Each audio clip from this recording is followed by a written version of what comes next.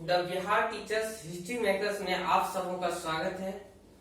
आज मैं आप लोगों के बीच लेकर आया हूँ कि इतिहास पढ़ेंगे हम लोग। इतिहास वो होती है, इतिहास पढ़ेंगे जिसे हिस्ट्री कहा जाता है। हिस्ट्री यानी इतिहास। इतिहास मतलब होती है जो बीते हुए समय के बारे में पढ़े। बीते हुए समय के बारे में पढ़ेंगे तो सबसे पहले हम लोग अगर इतिहास पढ़ते हैं तो सबसे पहले हमें भारत के इतिहास के बारे में जानना जरूरी है। तो भारत का इतिहास जो है कि हमारे यहाँ कौन से व्यापारी कब आया हमारे देश में, भारत का स्वतंत्रता संग्राम कैसे हुआ, कि भारत में स्वाधीनता की लड़ाई कैसे लड़ी गई, और भारत में जो है तो चलिए भारत के बारे में हम लोग पढ़ेंगे कि भारत का स्वतंत्रता संग्राम कैसे हुआ, भारत में आजादी कैसे मिली। तो उससे पहले हम लोग जानेंगे कि क्या कारण था कि भारत के लोग गुलाम हुए, और यहाँ पर क्यों भारत में ही क्यों लोग आकर के आक्रमण करते थे। तो चलिए जानते हैं। तो आप सब जानते होंगे कि भारत को सोने का चिड़िया कहा जाता था। अब नहीं कहा जाता है, क्योंकि उस समय में बहुत अधिक यहाँ पर जो है लोग व्यापारी को लोभान्वित, चाहे सोना हो या कोई मसाला हो। तो सबसे पहले देखिए हुआ क्या कि हमारा देश जो पूरब में पड़ता है, तो यहाँ पर क्या हुआ कि लोगों को व्यापार की खोज में बहुत से लोग यहाँ से व्यापार करते भी थे, लेकिन कोलंबस नाम का एक व्यक्ति था जिन्होंने भारत की खोज करने निकला, लेकिन पूरब की ओर नहीं आकर के वो पश्चिम की ओर चले गया। पश्चिम की ओर गया, जाते जाते अमेरिका चले गए।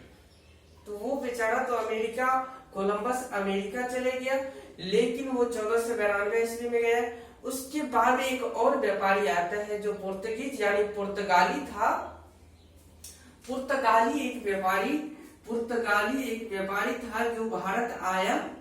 पुर्तगाली था कि वो व्यापार के खोज में समुद्री मार्ग से भारत आया, जिसका नाम था वास्को डी गामा। ये भारत आया व्यापार करने के मकसद से। धीरे धीरे होते यहाँ पर क्या किया, अपना किलाबंदी कर लिया, और धीरे धीरे चाहा कि इस जगह पर जो है अपना अच्छा से व्यापार स्थापित करे और इस राज्य को अपने में यानी कि अपने अधीन कर ले। होते होते क्या होता है कि इसके बाद और सब व्यापारी आता है। पुर्तगाली तो आया ही, इसके बाद आता है फ्रांसीसी भी आया, वो भी व्यापार किया। उसका भी मकसद था कि इन देशों पर अपना राज्य स्थापित करे, अपना साम्राज्य स्थापित करे। उसके बाद आया अंग्रेज आता है और यहाँ पर स्थापित करने का कोशिश करता है।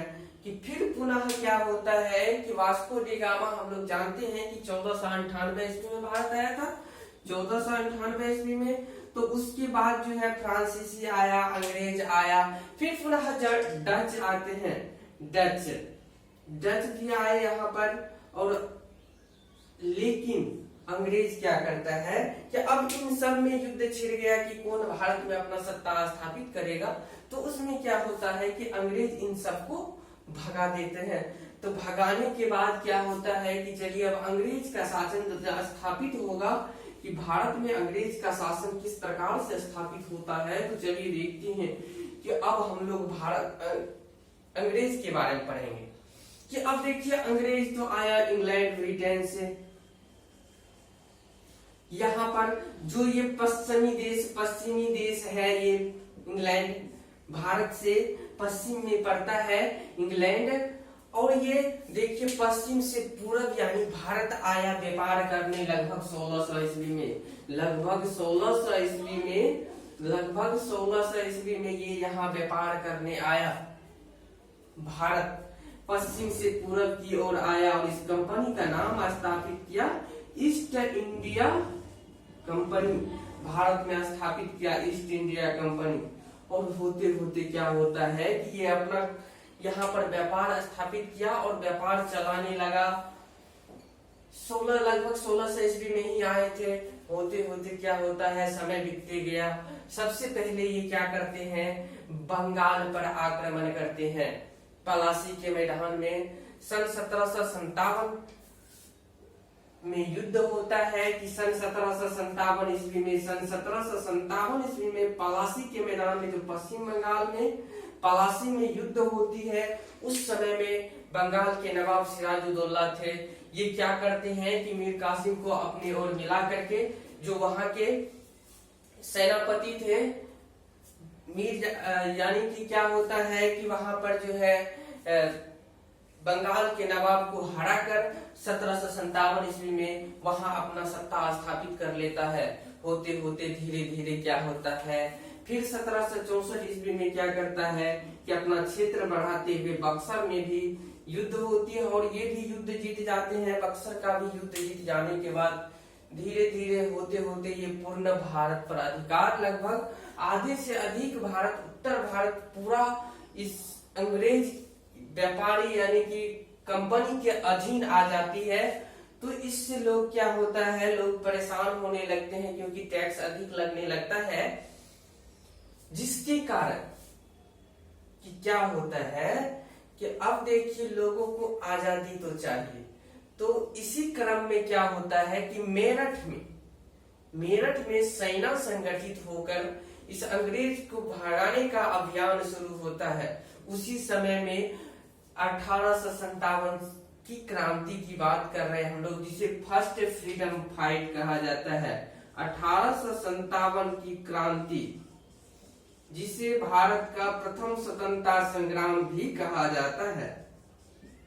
भारत का प्रथम स्वतंत्रता संग्राम, भारत का प्रथम स्वतंत्रता संग्राम भी कहा जाता है कि 1857 की क्रांति को। उससे पहले ही मेरठ में सभी सेना संगठित होकर सोचा कि अंग्रेज को यहां से खदेड़ भगाए।